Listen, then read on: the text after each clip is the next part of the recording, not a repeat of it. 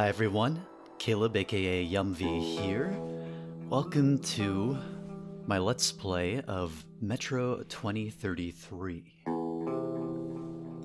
Now the opening cinematic is going to start in a minute and I will shut up and let it play through the tunnels when that comes along.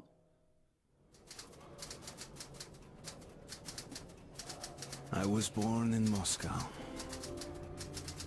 but I remember nothing of that time. I was just an infant when the old world was destroyed in the flames of nuclear fire.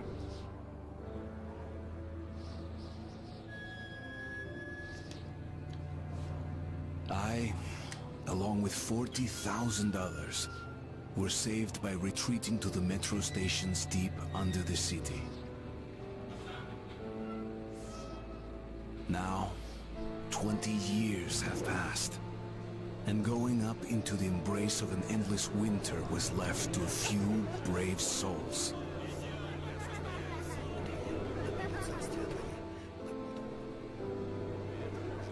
The metro was our home, and our fortress against the nightmarish mutants who roamed the tunnels.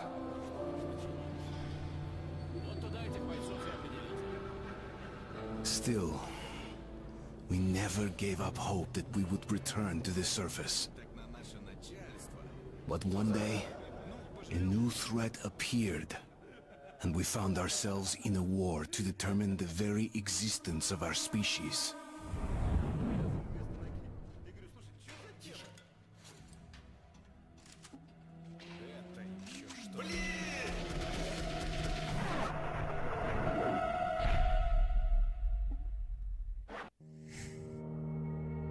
And so it begins. So, as it's going to be pretty obvious in a minute, based on some of the things I'm saying, this is a pre-recorded Let's Play. I'll be doing some live ones in the future, but for this one I just happened to have the footage ahead of time when I wasn't at a microphone. Here we come into what I think is a pretty cool diegetic menu.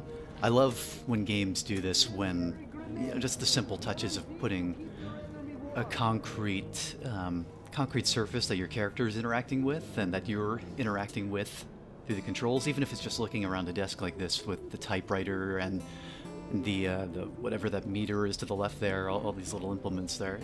It's a nice little touch. So, forewarning as we get started here, I am not going to be doing a Let's Play of the entire game. This video is going to be a little over the first hour of content or so, and mostly taking a look at Metro 23 kind of as a revisit and a retrospective with the new Metro Exodus game coming out this year, later in 2018.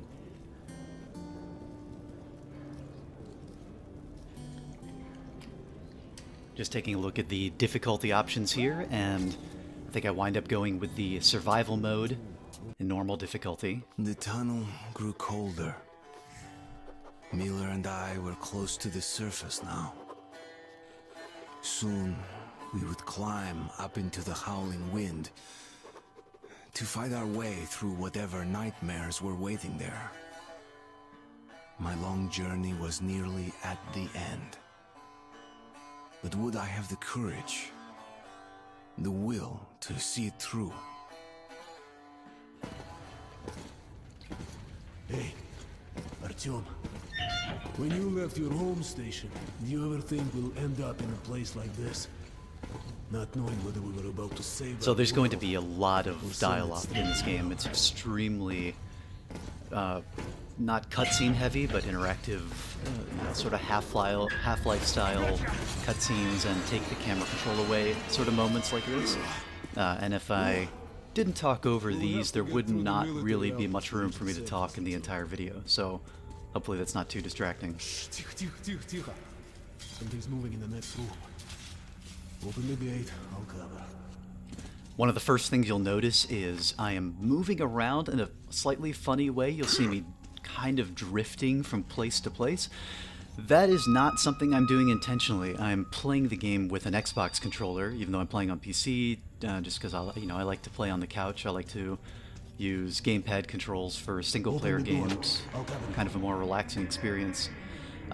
But there is something wrong with this game's controller input. I've never had this in another game, and I've seen other people document the problem with Metro 23, where even when you're standing still, when you stop moving, your character will drift a little bit in whatever direction you were going, kind of like you're slightly skating on ice. It's very, very difficult to get him to stand totally still right away. So if you see me moving around in strange ways and kind of fumbling to aim at times, it's largely that. I'll also say the gamepad controls are not particularly great. I played this game a little while, or actually I'm sorry, I played the follow-up Metro Last Light on Xbox 360 back when that first came out years ago, and it was kind of the same then, if I remember correctly. The aiming is just always a little wonky. I don't know if that's to do with dead zones or with the kind of auto-aim zones that all gamepad-based first-person shooters use for compensating for precision. But it is an issue, and, you know, not saying I'm especially good at this game to begin with, but if you see me flailing about and sometimes struggling to adjust my view or lock in on a target, often it's just because I'm fighting against the gamepad controls. Seems like nobody's home. Before we hit the surface, put your gas mask on. Without it, it'd be like a So you'll notice here, putting on this gas mask. This is a, as you've gathered, a post-apocalyptic game set in Russia in the near future. Made by 4A Games, a Ukrainian studio. Metro imagines a world. Oh, here we go. We got some rat bastards coming in. Got to pew pew at them here as they pop out. The guns in this game, they're very.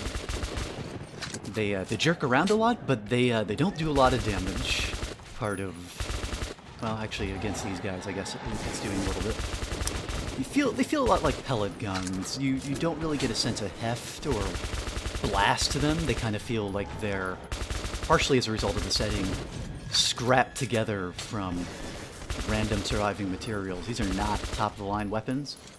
So you don't really get the kind of punch that you get in a lot of the first-person shooters I've been playing lately, like PlayerUnknown's Battlegrounds or Doom last year, where you just got like a weight and a force to a shotgun blast or to an assault rifle. You do not get that here. You're kind of like just barely making a dent in a lot of the enemies you're fighting. It's kind of hard to tell when you're hitting the monsters sometimes. And here we're walking up into the devastated overworld of Moscow. I think we're still in here. You can see it just totally transformed into these nuclear wasteland storms. Creepy noises in the distance. And this is where it sounds like I'm ragging a lot on the game and its controls. I'm going to keep doing that, but the atmosphere and moments like this, these are really where Metro excels.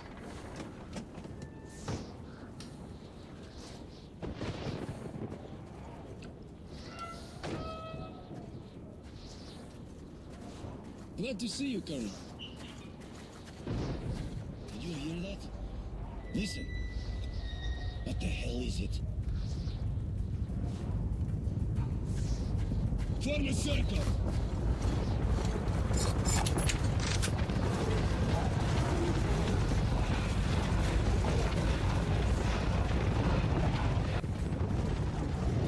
Stay calm. Watch your backs, boys. Okay. Looks it's gonna be tougher than the library.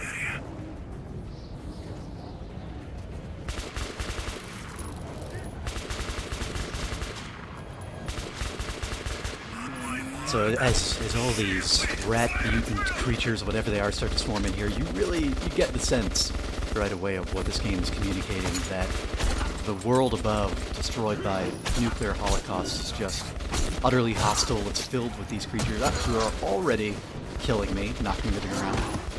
Overwhelming. Don't worry, it's what's supposed to happen here. I think no matter how long you hold out, you will get swarmed eventually for this cutscene. We're gonna call it a cutscene.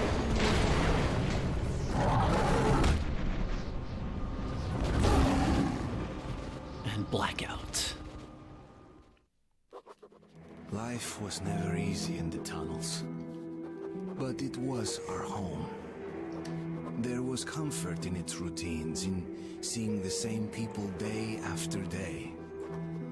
But since the mutant attacks had escalated, fear ruled the station. I had just turned 20, and could never have imagined what would follow on the morning that my stepfather's friend Hunter arrived at the barricade. So now we flash back, start to see a little bit of the world that has grown up in the subway tunnels and the sewer tunnels, I think, as well, of old Moscow. Last remnants of human civilization here.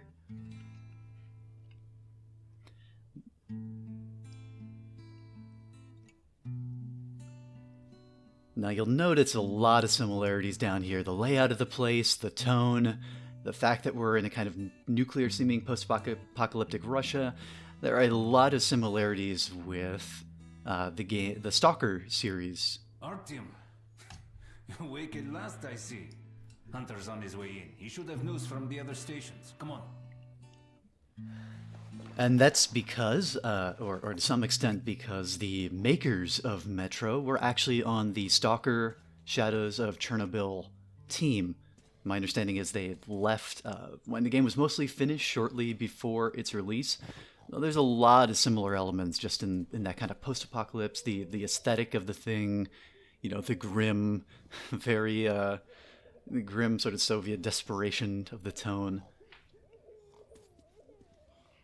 And the influences from Tarkovsky, you know, Tarkovsky's Stalker, the film, obviously a lot slower, more meditative than the games based on the Roadside Picnic novel that Stalker is also based on. And my understanding is that the novel Metro is based on by Dmitry Glukovsky, also called Metro 2033, is also inspired by Tarkovsky's Stalker film and the Roadside Picnic novel. That was based on. Hopefully that's not all too confusing, but all that to say there's a lineage here, there's a consistency of tone between these games. We must do something. What more can we do?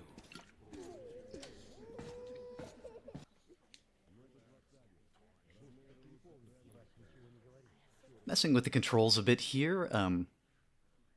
I forget what I was looking for at this moment, but probably just trying to fix again the drifting issue.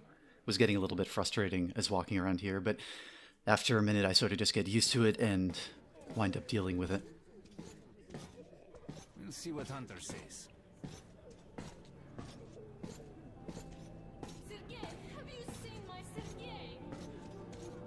So a lot of the story of this game, the world building, is communicated through these sort of walking through scenes like this, down in the subways where humans survive. You pick up little snippets of conversation. My brother is in hospital. People desperate, just barely eking out. And honestly, that stuff is, to me, a lot more interesting than where the main plot itself goes. The main plot is kind of a little bit predictable. In a moment, you'll sort of see what's going on, and by the end of the first hour, it's pretty clear sci-fi elements there. Much improvement. Two died this morning. The Dark Ones do not. Right now, we're hearing about the Dark Ones. You get this first note here, which I'll leave on screen for a moment for anyone who wants to give it a read. But essentially, as you quickly learn, there are these Dark Ones, which are strange new mutants that have appeared on the surface and down below the metro, who we're told, attacked some of the humans at this station. Though nobody died, they were just potentially driven insane, or they're they're gibbering. They've got. It's not clear if the game's saying that they're like psychically affected in some way, or if this is PTSD from the encounter. That's sort of revealed a little bit as things go on. No, keep away from me. So most of the time in the tunnels is like this, where you could call it like Half-Life style linear storytelling, where it's almost, honestly, I was at Disney World again recently for the first time since I was a kid. It's a lot like a Disney ride. It's a lineage of games where before we sort of got into the whole current open world paradigm, where most shooters that come out now, you've got the open lay of the land, that sort of Far Cry or Ubisoft style, huge world to explore and encounter. As most of you know, especially anybody who's been gaming, that was not really the standard for a long time. Half-Life sort of set the bar for these linear storytelling and character-heavy shooters, which again remind me a lot of a Disney ride.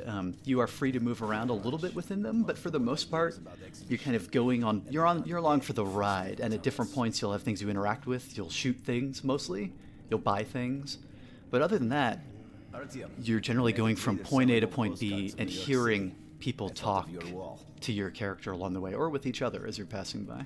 These are not the usual mutant creatures. This is something else. What the hell? Something much worse. Dark ones. And if it sounds weird for me to be describing something like that, which is just such a, for anybody who games, it's a really obvious thing. Yeah, that's what a corridor shooter is. You go from point A to point B, things happen, you keep walking along to point C. Take your group to the tunnels. Alex, we must stay here and If the dialogue's been going too long, like this, the game will throw some enemies at you. Usually, in Metro's case, it'll be mutant rats, which are about to come from the ceiling here, as they're warning me. But they're very kind. They'll wait until I picked up this gun. This puny little pistol. smell the blood. Here's me again, struggling, sliding around with this gamepad controls, but I'll do my best to shoot the rats from the ceiling.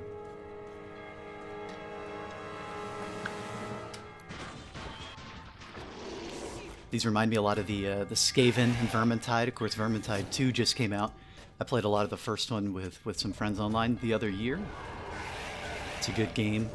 Left 4 Dead style survival shooter with a lot of ugly giant rat creatures.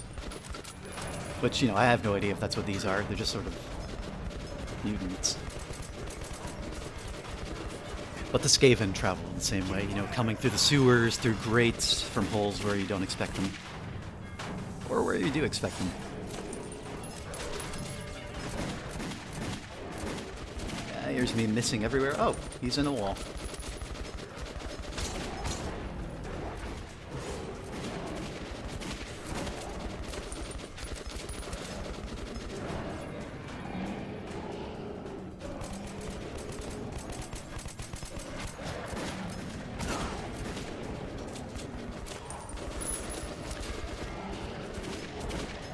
If it seems like I'm not firing very much, it's because I sort of know, starting out from my memory, that these Metro games are very, very stingy with ammo, or at least this first one is. And I'm kind of trying to play with the mindset of counting my shots, even though I'm obviously not aiming particularly well with them. Just the usual tunnel trash. Even when you don't see them, the dark ones are there. Fear. That's their weapon. That's what made the Nosalises run through the tunnels like rats. The dark ones are not simple mutants. They're Homo Novus, the next step in evolution. So here we're hearing a little bit more about the Dark Ones, who are going to be the prime antagonists of the game. These enigmatic, shadowy, potentially psychic creatures that the theory is are the next step in human evolution, whatever that's supposed to mean. Really just means that, presumably some humans on the surface who got mutated by the radiation in a way that changed them into a new species. Their bodies broken, their minds gone.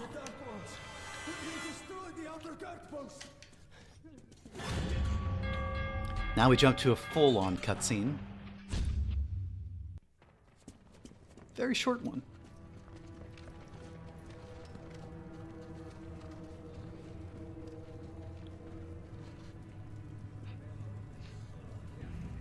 Yeah, you'll notice nobody's actually dead.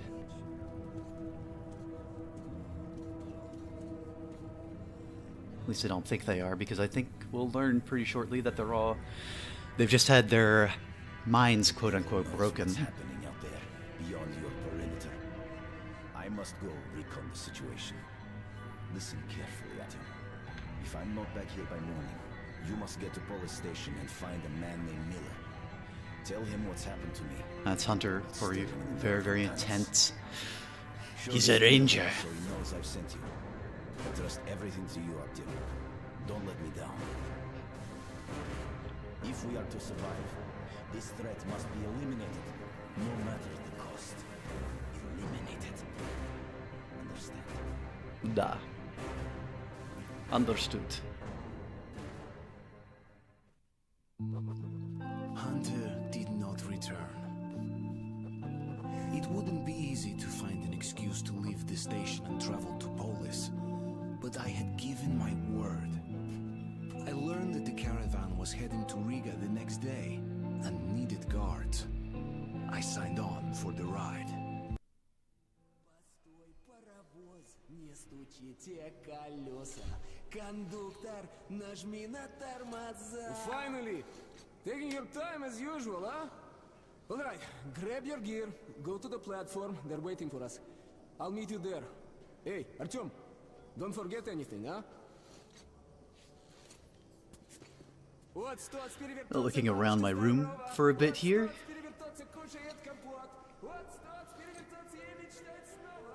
There are some little tiny ways you can interact with the world, but not a lot, even compared to some recent corridor shooters like Wolfenstein, where when you're at home base, you can walk around and interact with a lot of objects. You can see here I can just strum this guitar. I can turn lights on and off. Otherwise, there's not a whole lot you can do with anything. This isn't Fallout or a Bethesda game where you're able to collect and take every item. There are notes you find periodically, but there aren't going to be many places like Artyom's bedroom here where you have this many objects to click on. In general, this game is about talking, or listening to other people talk at you, I should say, and it's about shooting. And like I said, we sort of, as we move through a lot of corridors like this in each subway, it feels a lot like a very well-produced Disney World ride, watching these scenes unfold as we pass by, the animatronic characters acting out their dialogue. A house? A big one? And you'll notice every child in this game is played by the same, I don't know, 50-year-old sounding woman, I gather. Daddy, when is Mom going to come back? It's a little painful, but, you know, this is a kind of a medium budget game. It's not a huge AAA production. Huge by Ukrainian standards, maybe, but, you know, we're not talking EA money thrown at this thing. It's really impressive what they did with what they had to work with. The English voice acting, though, I can't speak for the Russian, but the English leaves a little bit to be desired.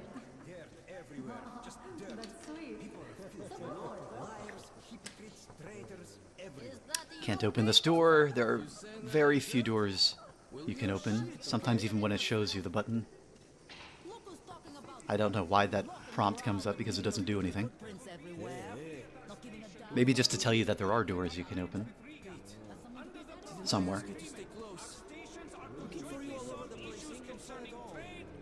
So we got a lot of rationing going down here, it sounds like. And again, this is where I think the game really shines. As you walk through these areas, you pick up all the little bits and pieces of what's going on in the world. These tunnel stations.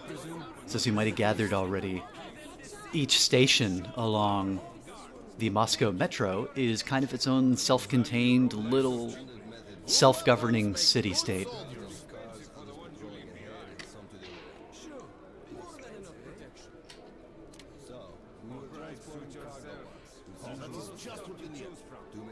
Currency in this world is ammunition. Tells you something about what kind of world it is. But you're not going to get a lot of it. Can rarely buy much in this game. Well, I say that, but after about an hour or so you start finding larger caches. In general, though, it's not going to be very generous with the amount of ammunition it gives you. which also means it's not very generous with the number of weapons you can buy or carry. I think you're limited to 3 at a time.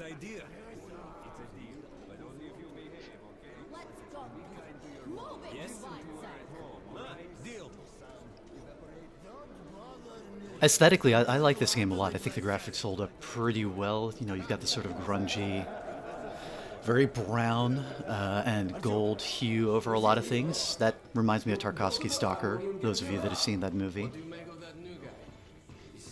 Hello, Artyom. You need some weapons? Okay, let's take a look. At least the beginning and end of the film. Submachine gun, 5.45 caliber, made in the armory. It's got poor accuracy and overheats like hell.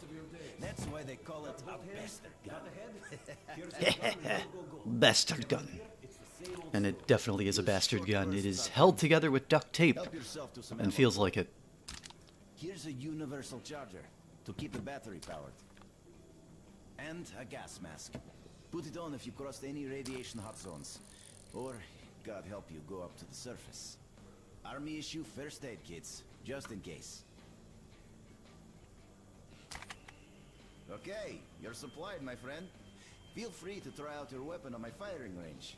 And you try not to stick out your head too much, Now, okay? I don't actually test it here because...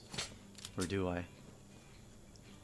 Ammo is so scarce, I'm kind of afraid to use any of it here. I don't know if it gives you any free ammo for the firing range. Don't think I'm going to find out. Otherwise, I might just get stuck in the next tunnel. Do you think one day we could go back up to the surface? I've never seen Moscow, just the old pictures. Moscow's gone. Soon we'll be gone too. And the monsters will inherit the earth. But there were other subways. In St. Petersburg, Minsk, Kiev. People might have survived somewhere else, or at least for a while. But so many years have passed now, and we've heard nothing from them. The other cities didn't have defense rings like Moscow did. What a great city it was, St. Petersburg. Very optimistic game, as you can tell. Spire. There's a wave of nostalgia over everything. Everyone who does remember the old world. Beautiful slender girls, and music, and the air sweet enough to drink. Arguably What a beautiful harkening back to some Soviet memory themes here. You know, of what Russia once was versus what it is now. Hi, how are you, Artyom? Of course, nostalgia is a pretty universal theme, but when the world's gone to shit as much as it has here, pretty understandable. Good. You've probably heard that our station is creating an alliance with Riga. We're sending them a couple of rail cars with humanitarian goods, some weapons, and some miscellaneous gear. That's the cargo you'll be looking after. It's not a very long trip, and it should not be too hard. Artyom, one thing before you go. I can see that you look up to Hunter, but a ranger's life is different than ours. They are reckless, even violent by nature. There's nothing to be gained by playing the hero, so stay clear of trouble. You'll See that hear you're that at phrase a your lot destination in this and come game. home as soon as possible. Playing the hero. Goodbye, my boy. You get told probably once every 20 minutes not to play the hero. Which I don't know if that's deliberate, meant to speak to something about the kind of moral questions the game presents. It doesn't really present a lot of them. There's basically a central binary choice, which, as I only learned later, you can only unlock the good version of the choice by gaining what they call morality points, but which are more like the equivalent of Bloodborne's insight system, where if there are certain conversations you overhear or things you see along the way, little secrets and hints of things, or stopping to look down a certain drain pipe where a sound is coming from, the screen will sort of flash. Maybe we'll see that. I don't know if I encounter any of those here. The screen will sort of flash, and you'll have gained or lost, depending on what happened, a morality point. You don't always know when it's happening. And if you have enough of those at the end, you get to choose the good ending. Kind of harsh, but is what it is. One more. Give me some rest. Like some pig. Break for a smoke. Hold that ladder. Steady ya. I'm holding it all right. Joining the caravan. Good luck to you then. I got it, I got it. So I mentioned how a lot of this game is going down linear corridor. I can't talk today. I mentioned how much of this game is linear corridors that you're walking down. Are you ready? Well, let's go then. That's sort of a big point of differentiation from the Stalker games, at least Shadows of Chernobyl, which is the only one I've played, which is somewhat linear, but tends to put you into very large sections that are kind of like small open worlds that you can explore and scavenge around, find your way forward. This game, you'll notice I've flicked out that lighter from time to time. You can that just serves as a waypoint. If you're ever lost anywhere, you can flick the lighter. Wherever the flame points, it's where you're supposed to go, and it's almost always a straight line forward. Let's go. Good luck to us. One cutscene to another. Oh, Artyomka! Free at last, huh? Well, for as long as the ride takes anyway. Should be fun. More dangerous. Even better, right?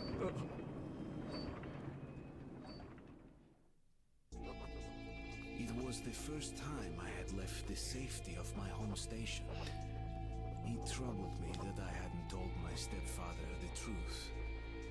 I would not be heading straight So these beginning of chapter voiceovers are the only time Artyom talks was depending on me. in his diary here. Otherwise, he's the classic silent protagonist. It's interesting that he has a voice and is given one of these diaries, but isn't allowed to speak in mission. I'm making the rounds, buying merchandise. Well, I bet you've seen a few places then. Yeah, the market is right next to Riga. I love the notion of this world. I love the idea of humanity surviving, not even in fallout shelters, but in the literal train system under Moscow. Repurposing these tunnels and just the way that it's changed and confined human society. Every city is sort of eking out its existence in a slightly different way.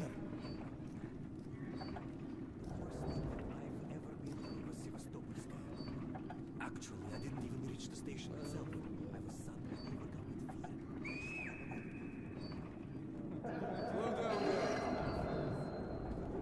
fear. Peter, what's up?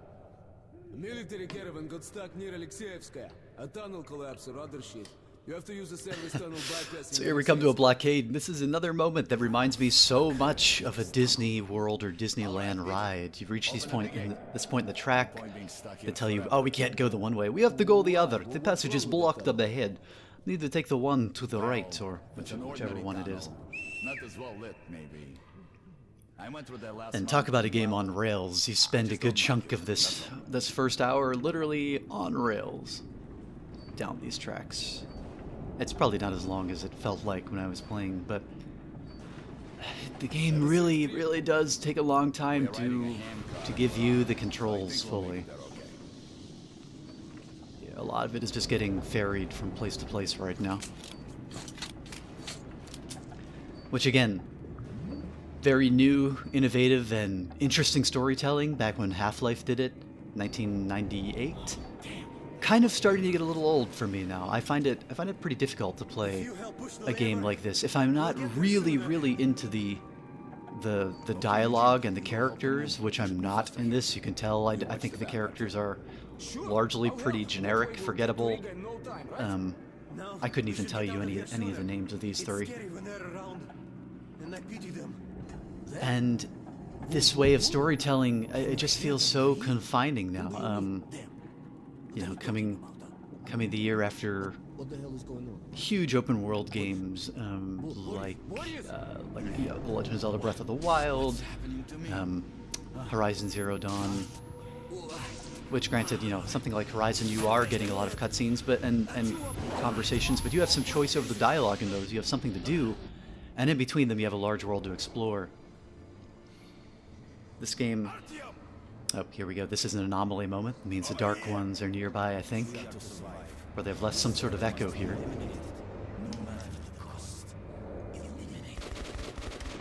We're seeing some of Hunter encountering one of them.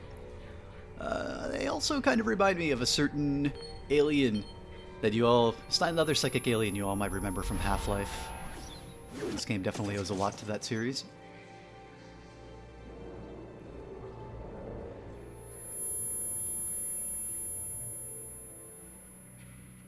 You know, I couldn't even tell you if that was Hunter, actually. That's how little I could differentiate most of the characters in Metro, other than one we'll meet later named Bourbon.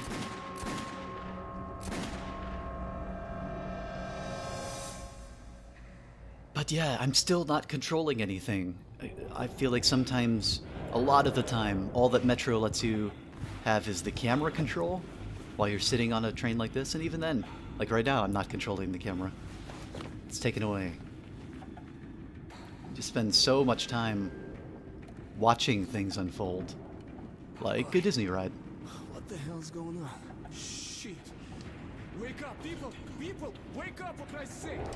What is? And you know, maybe some people still really love this style of game, and there's nothing wrong with that. You know, I do like to go back to some of those games, like Half-Life, from time to time, but I'm definitely much more a fan of, say, Stalker's way of, you know, you get a couple of brief conversations, you have some dialogue, you can initiate dialogue, but otherwise, you know, you go explore the world that is laid out for you, and you interact with the environments in different ways, other than just shooting everything.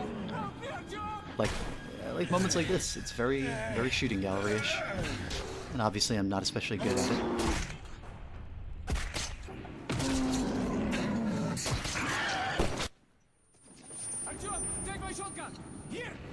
Shotgun.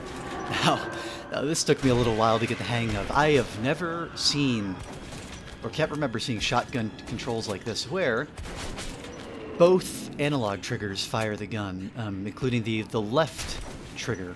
So I keep pressing the left trigger, expecting that to, you know, zoom in, give me iron sights, like it would in most shooters, but in this game, it fires from either trigger. Interesting choice. Might be a way I could have changed that in the options, but not in the middle of combat.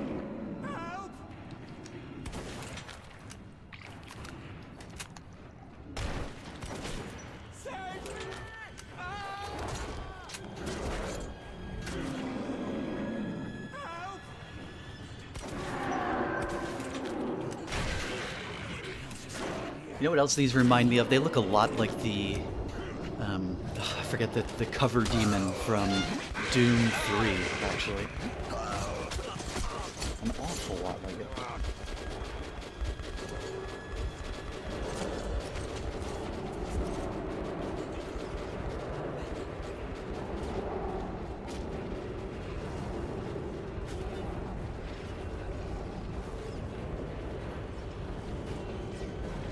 I forget if those were the Barons of Hell in Doom 3.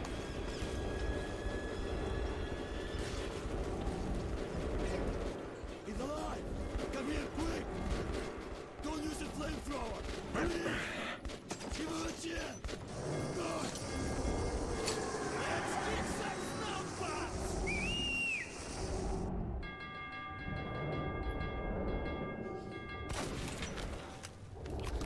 That was hot. I'm gonna drink. Looks like we're done here. Cut away again. New chapter. Riga Station was only the first stop on my journey, but the caravan went no further. So, before parting ways, we drank to celebrate our survival. The vodka didn't drown my fear of traveling on to Polis alone. But I was about to find myself with an unexpected and notorious partner.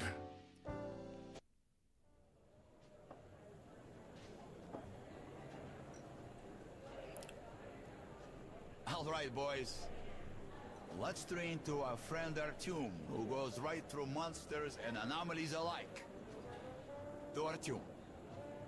To you!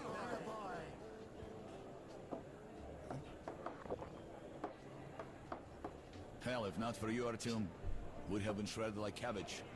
You deserve a medal. So this game makes me think a lot about some things the Atlantic writer and academic Ian Bogost has written. He kind of notoriously is not a fan of storytelling in video games, or at least of like the narrative kind of games like this.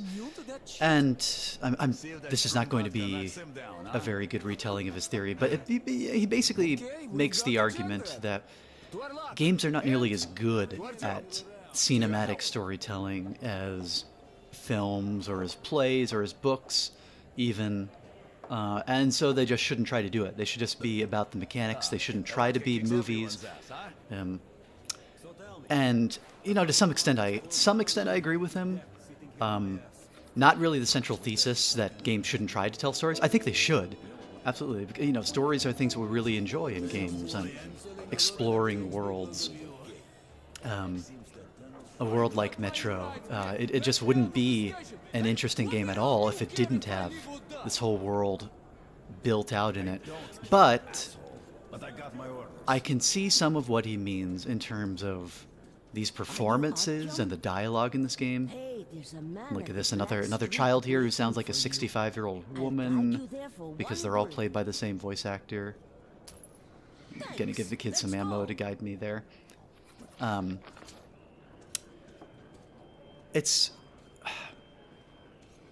guess it's hard to articulate, but I feel like if a game is going to be this linear and this focused on its dialogue and characters just talking constantly and locking you into miniature cutscenes constantly, they had better be really, really good to hold my attention, especially for the length of a game, 10 hours long. It's a lot more than you have to sit through for a movie. And even if it's not a very good movie or if the dialogue's pretty bad, you're only locked into it for an hour and a half, maybe 2 hours. And you don't have to do anything to advance it. But when a game locks you in it for that long period and you're not really digging the characters or their dialogue or the writing, that can get a little rough. And it's times like that where I want to say, well, maybe try a little less hard. Maybe have a little less of the mandatory dialogue, of the cutscenes. Maybe let me explore the world and fight things or interact with it in whatever ways you've presented, whether that's puzzle solving or whatever your gameplay is. But deal. Good. Yeah, it is just a long game to listen to this kind of voice acting. Let's be honest. Okay, so I've got to get for Bourbon here. He's asking me if I'm gonna help him out with this mission to advance the story, and I decided to look around and see if I have any more money. And that's something. As I'm looking around here and seeing this interesting room, like showing the kind of life that people live in this world, around the corner from the subway tracks here. The fire going, she's cooking over it. That's really evocative. There's something that games do that films and plays, most of them can't do, and that's let you explore these spaces. Especially in a first-person game like this, I'm interacting with these when it lets me. I'm looking around and feeling the lived-in nature of this space. And that's something you get in some plays, like, Sleep No More in Manhattan, which is in kind of an interactive Macbeth. You get in some rides at Disney World, the way they present them, where you might have ways of interacting with the ride, like not in something like Pirates of the Caribbean, but at least it's three-dimensional. You're going through the space. Whereas a ride like Buzz Lightyear or Star Command, you actually shoot as you go along. But that's the sort of thing, films can't do, films don't do. You are sitting there as a passive observer in a film. You're just watching things happen. And with games, it sometimes frustrates me when you're forced to be in that passive role. And I think that's what frustrates Ian Bogost more than anything. Games are good at the interactivity, the exploration, the letting you live in a world like this and walk around and see things. And maybe that's really what they should focus on. Games are not always good at being movies and making you sit through what are effectively movie scenes. Sometimes they do a good job with the writing, with the voice acting. You get things like, the BioShock games. You get, arguably Half-Life itself. The newer Wolfenstein games, the past couple of years, I think have been really, really good at that. Having interesting characters and dialogue. Good voice acting, at the very least, or decent voice acting. But when those things aren't working, when the writing is not especially interesting, or when the voice acting is as frequently painful as it is in this game, It's kind of rough, and I kind of want to say, well, just let me play the game. Don't keep locking me into scenes where I can't control anything, or where I'm being forced to do nothing but listen to this dialogue as the camera jerks around. And I think the farther this game goes on, the less there is of that, but it's a lot.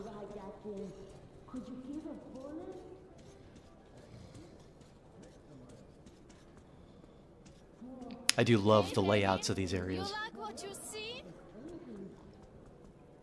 The way that people are just sort of living and making and forcing living spaces into all the nooks and crannies of the subway system, which I think really reflects how people would claim the space, how we do claim spaces when we have nowhere else to go. Even something as inhospitable and gross, honestly, as the Moscow metro system can be turned into home when there's no other choice. Obviously, in real life, there are a lot of people who do that. There are plenty of people with nowhere else to go, homeless populations who wind up, if not living, spending a lot of time in metro systems. And I don't know what this game says about that, but it's at least an interesting evocation of it as you watch human civilization sort of spill into the cracks of the subways here, and you got these ramshackle towns and tin homes built into every available space, because where else is there to go? The surface is destroyed. Are you ready? Sitting in this crap hole is useless. Useless. Sitting in this crap hole with this very convincing Russian accent is useless.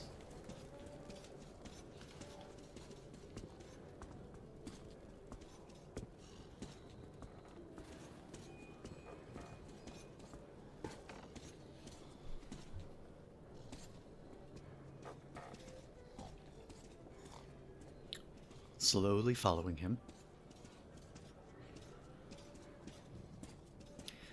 Maybe it's also just my ADD that I find even moments like this of slowly following somebody pretty frustrating.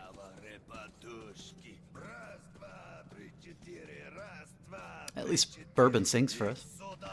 But yeah, I tend to have a very low attention span in video games, and coming to this from something like Into the Breach, which is a very gamey ass game where I'm making strategic decisions the whole time, I feel like a passive observer for a lot of Metro.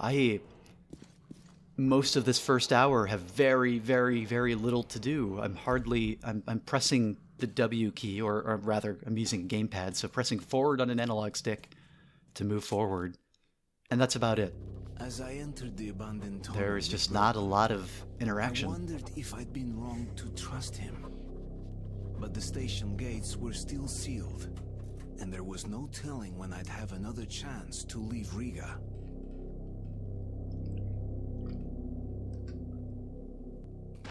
Great, we broke free. Now keep your eyes peeled. The handcar ride is over. Lots of tough guys died in these tunnels. Thank God the handcar ride is over.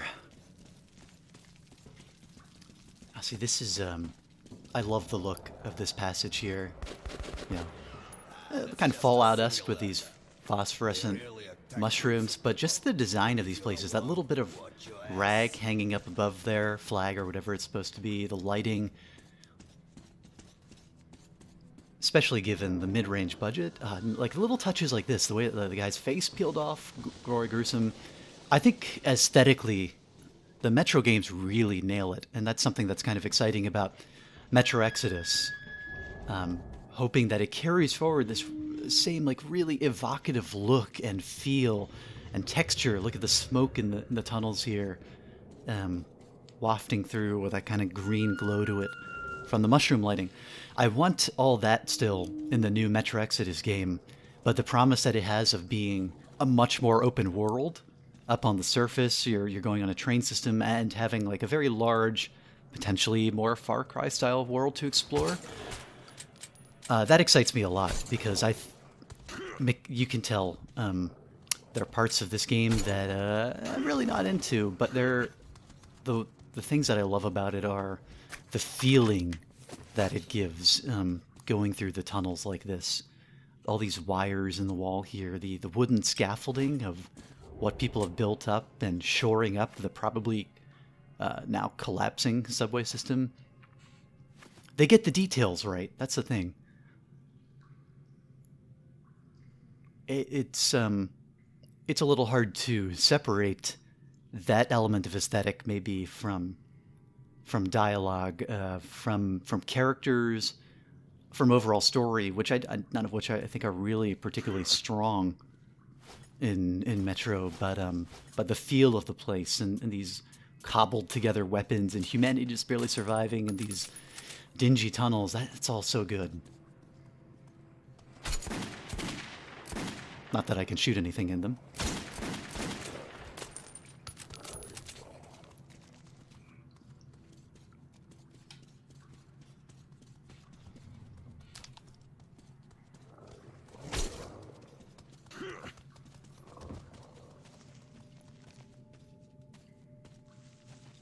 I even love the way, as bad as I am at hitting them, I love the way these rats interact with the environment, leaping into these tunnels and holes in the wall. You don't really know where they're going to come out next.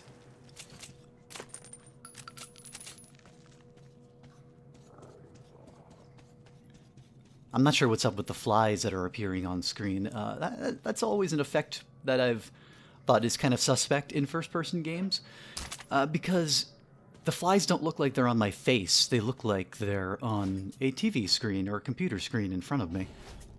They look like they're on a camera lens, which I think the intent when things splash the lens in games or when flies get up on the lens like this is to make you feel like they're actually there and on your face, but it mostly just reminds me that it's a game and I'm behind a screen, because if there's flies on my face, they don't look like that. Looks like there's glass in front of me that they're on. I don't know, just a small observation about that effect.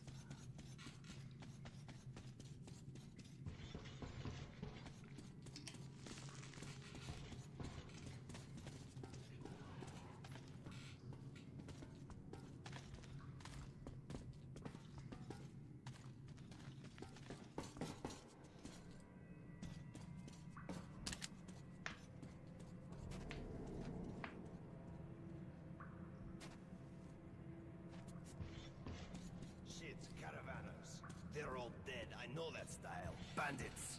And Hansa boasted that they'd wipe them out. Now keep your eyes peeled. They won't let us pass freely. Alarm system. Ancient, but quite efficient. If you want to arrive unexpected, try not to disturb the So this is the first hint we get through Bourbon, that there is going to be a stealth element to this game, which I do like. I used to hate stealth systems for whatever reason, but pretty into them nowadays, thanks to games like Far Cry having exceptionally good stealth takedowns and encouraging that way of infiltrating a base. Maybe thanks to Bethesda's games, you know, Morrowind and Fallout 3, preferably New Vegas. Most recently, I really got into Dishonored: Death of the Outsider, which is an amazing game. I like it a lot better than the earlier Dishonored games. But yet another game built around excellent stealth systems. Metro's here is not bad, given that it's just kind of like something that's available to you.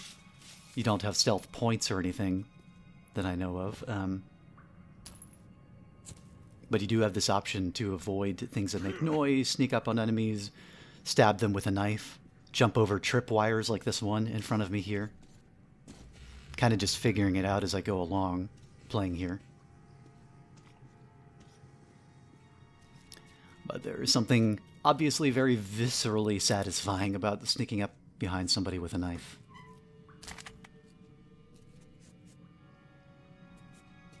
They barricaded themselves. Short, we need to get closer. Can you take down the patrol?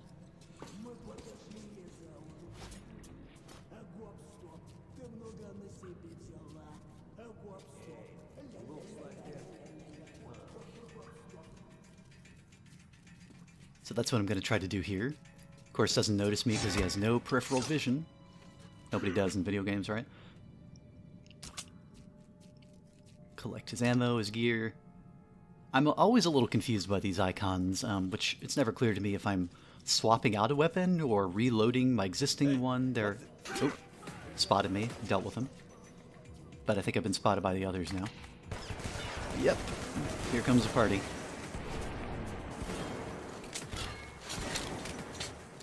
Try my little pew-pew machine gun. Pop, pop, pop. The one that's held together with duct tape and a prayer. Kind of does the job. Runs out of ammo really quickly, though. You watch me draining that clip right down. Or magazine, rather. I don't know anything about guns.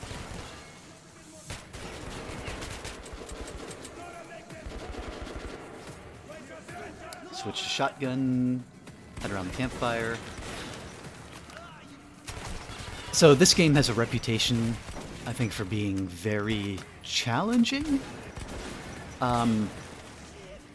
Obviously, as you're watching me blast away a whole team of enemies here, even while I'm getting shot at repeatedly, I don't think that's really true on normal difficulty. Yes, you have to carefully conserve ammunition, and the guns are not especially effective, but you can, you know, you're still kind of a superhero. You're still the video game badass. You can go in and kill dudes 5-1, even as they're all shooting at you, and soak up some bullets. I did turn survivor mode on, which I thought would make it a bit more challenging, but I think you really have to amp up the difficulty to get that kind of simulationist approach where you really feel like the world is dangerous to you. The mutants are a bit more so than the people, but I think I died once to the mutant rats.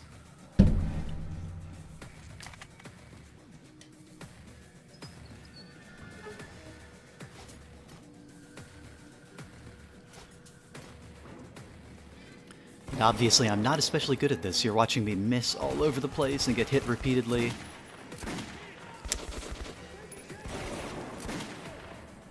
But, you know, normal is the default difficulty setting, and I think I tend to have the expectation that games are built around their default difficulty setting, that that's the one that the developers want you to play at, that they designed the combat and the challenges for. And if not, it'd be nice if they tell you that. Yeah, I don't really know where the reputation came from Metro as a difficult game, a normal difficulty, other than that you have to actually carefully conserve ammunition and seek out ammunition, which maybe that was a big difference at the time. Back in 2010, I think this came out. I'll double check that real quick. But yeah, first released in 2010 on PC and Xbox 360. I don't know, maybe at the time people were playing a lot of Call of Duty games, which are probably even easier in terms of you don't have to worry about ammunition, you have a recharging shield, which you kind of do in this game too. You just have to duck behind things to regain your health.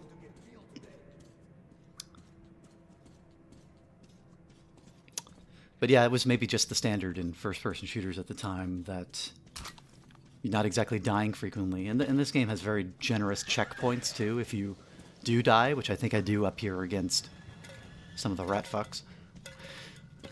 The big rat bastards. What leap at you out of darkness and claw at your eyes. A couple of those do take me down. But the checkpoints are so generous and so frequent. You just go right back to them. It's no big deal. You keep on. We're not really talking a Dark Souls kind of game here.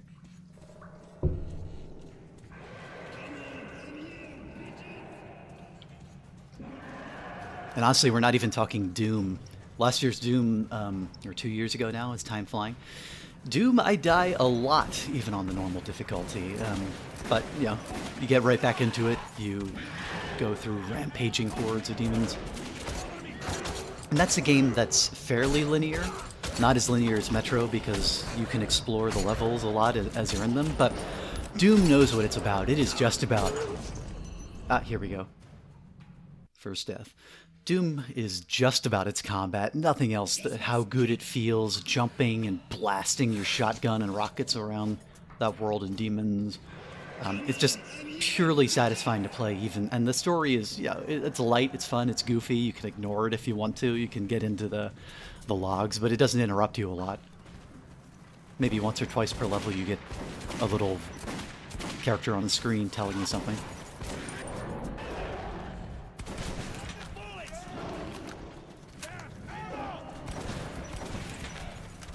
So moments like this where you get waves of these rat mutants coming at you, it is pretty tense. I did enjoy these moments. I don't, again, even if I don't like the feel of the guns that much, at least they're giving you some sense of lethality. Now here, like, we got blood dripping down the front of my vision. I guess I do have a gas mask on now, so it makes a little more sense. That and the water droplets collecting on there. It still looks like a camera lens, though. You can't really see. You would think they'd have something on the periphery to show you the edges of the gas mask.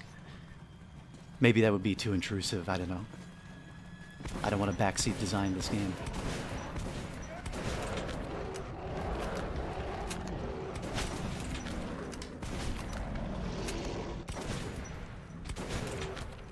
A couple of butt shots for you.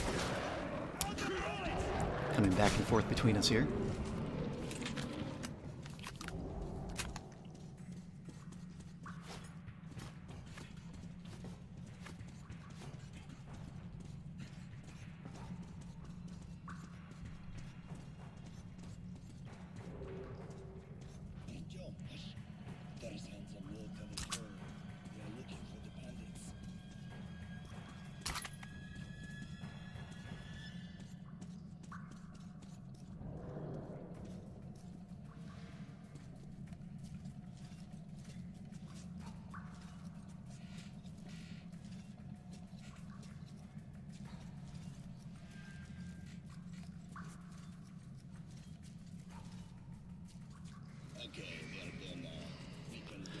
Apparently I was supposed to be waiting for him while some bad guys passed on the other side, but I just wandered around and nothing happened anyway. Didn't alert them, so I don't know what's really going on there.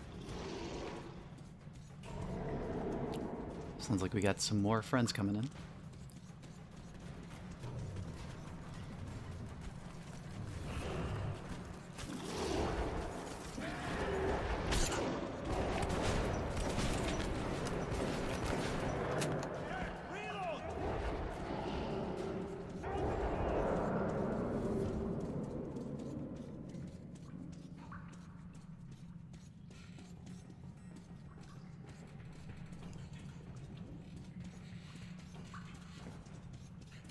I think I get a little lost here, wandering around, trying to figure out where to go back up on these platforms, find my friend Bourbon.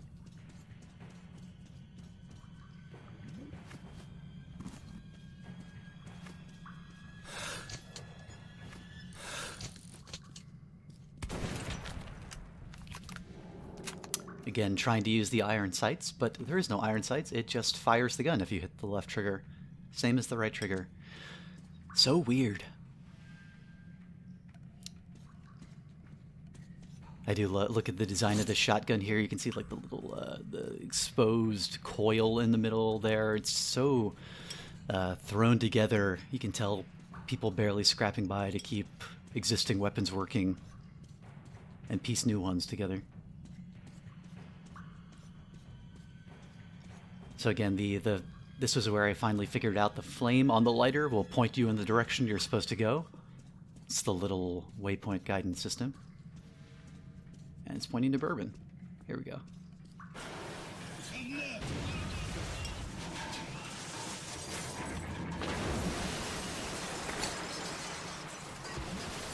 I'm heavier than I thought.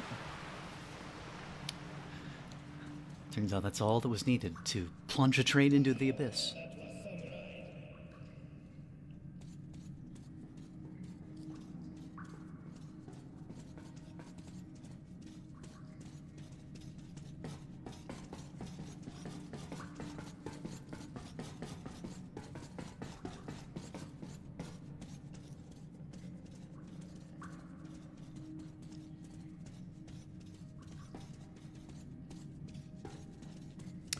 La-di-da, walking along. Another tunnel. And the staircase. How convenient. Seems to me we're being lured in. Pack it. Let's go.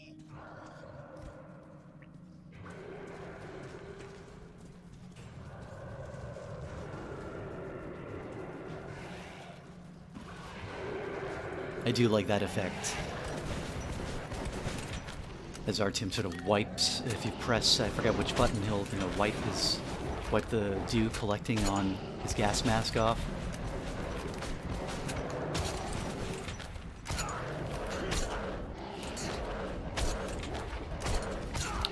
That's a good touch. And maybe earlier, when the flies were gathering, maybe I had on the gas mask then and didn't realize it. Because if so, that makes sense. That is a cool effect if things gather on the mask when you have it on. But I thought that was happening when I didn't have the mask on, which feels a little strange and takes you out of the moment.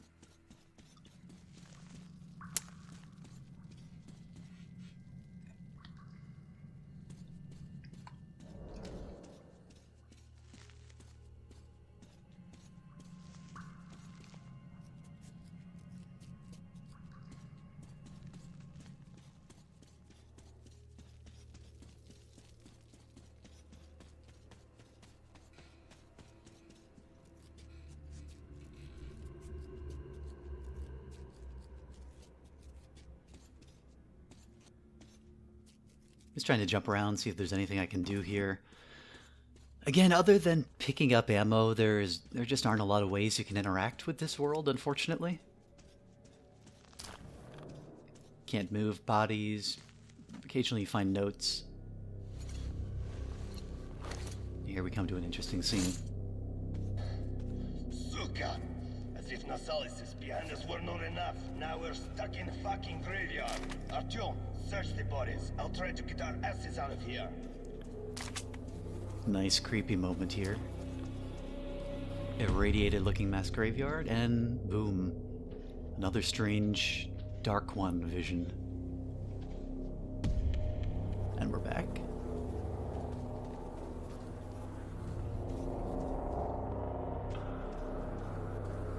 So clearly something's going awry.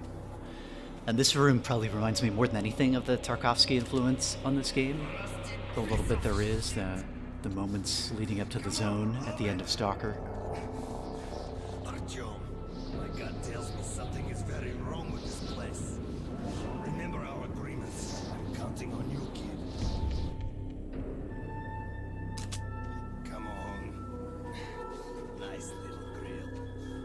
I promise you, dear, I will come back and lubricate you. Also get you new paint. Oh, the great door. I hear you are calling me. Yes, my mistress. I hear Clearly something happened to somebody's brain here. Oh, yes! Now I am happy! Your songs are magnificent! Sing more! Sing only for me!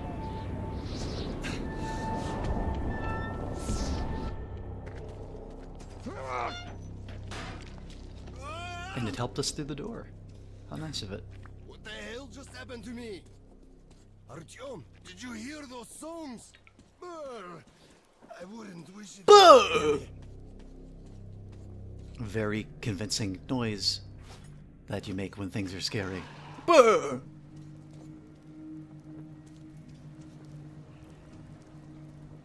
Here we have to do a bit of light platforming. That's a first.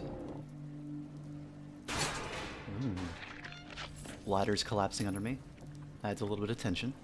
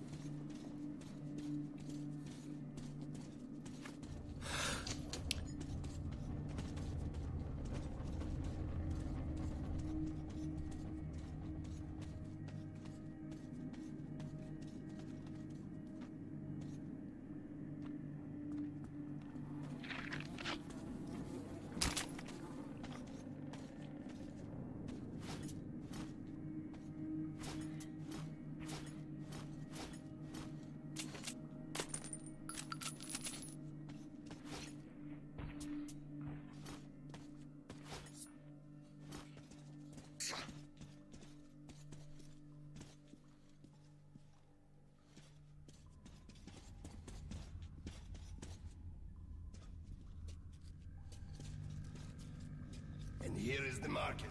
Stay calm. Uncle Bourbon will get us in.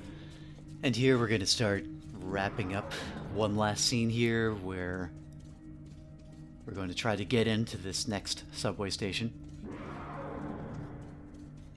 And as you can tell from the noises in the distance, we get attacked by some more of the rat bastards, the Nosalises, as I believe they're called. Gotta survive a wave for a moment, and then we get in.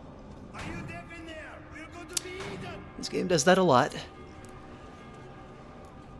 You get stuck somewhere, gotta stay and kill off a bunch of rats until you get unstuck. Miraculously around the time you kill them off. Then you go on to the next point. And you know, that's fine.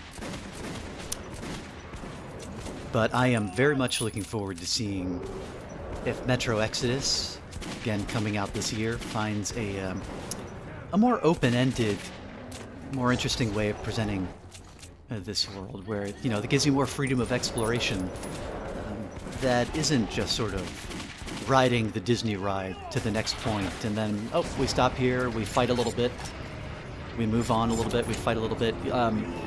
Having some more, I think having more openness to it, less of these scripted passage encounters will really let the world shine and make it a more interesting place to explore, especially if they give you more ways of interacting with the world and with its NPCs. You know, if you're less of a passive observer in Exodus, if I maybe have ways of dialogue options when talking to people, or you know, you have more things to do with NPCs, even if it's just being able to kill them. You know, that's kind of a stereotypical gamer thing, wanting to be able to kill the NPCs, but it does add a feeling when you're playing something like, you know, a Fallout New Vegas, where you feel like you are able to have some impact on the world, that you have some choice in what you say to people, you have some choice in what you do to people.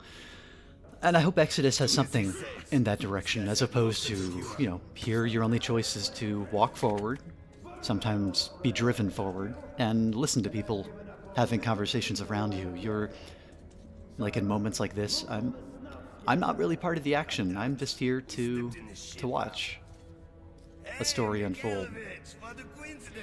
And maybe that's what Ian Bogost means when he says that games should leave movies to movies. I don't agree with that. Not 100% anyway, but, you know. Maybe make it less of a movie. Maybe give me more ways to drive the story, or to be a part of the story. And if you're going to have a lot of moments like this where we're stopping and we're just listening to people telling a story around you, you know, maybe speed it up a little bit, keep it moving a little faster, and hopefully we get a little bit better writing in it, but, you know, maybe some better voice acting too. But hey, that's Metro 2033. Seen a market like this. And that's the end of the Let's Play, or the Let's Revisit Metro 2033. I hope you enjoyed watching this. I hope I wasn't too down on the game. I don't want to make it sound like it's a bad game by any stretch, and I don't want to belittle the people who really love this game, who consider it kind of a classic or a cult classic. It is a really interesting game, even if it doesn't always work for me. I think a lot of what they're going for in the aesthetic does work really well, and I'm really excited about Metro Exodus coming out this year, and seeing what that brings new to the series. In the meantime, if you like this video, please like and subscribe below. Visit my Twitch for live streaming that's going to be coming up, and additional videos coming out here on YouTube. I'm going to be doing next week, if all goes well, some streaming of Far Cry 5 when it drops. I name dropped Far Cry a few times in this video, probably because it's been on my mind. I am excited to see where that series goes with the new game. Once again, I'm Caleb, aka YMMV, and this is Your Mileage May Vary. Take care.